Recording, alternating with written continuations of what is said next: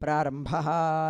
ओम श्री वेंकटेशाय नमः। ओम श्रीनिवासाय नमः। ओम लक्ष्मीपतये नमः। ओम अनामयाय नमः। ओम अमृतांशाय नमः। ओम जगद्वन्द्याय नमः। ओम गोविंदाय नमः।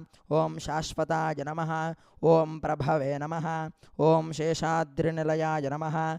ओम देवाय नमः। ओम केशवाय नमः।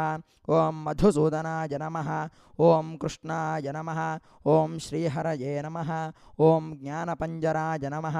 ओम श्रीवत्सवक्षसे नमः। ओम सर्वेशाय नमः। ओम गोहलाय नमः।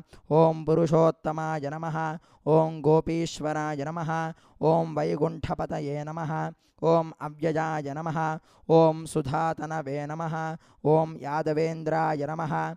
ओम नित्ययौवनरूपवते नमः। ओम चतुर्वेदात्मकाय नमः।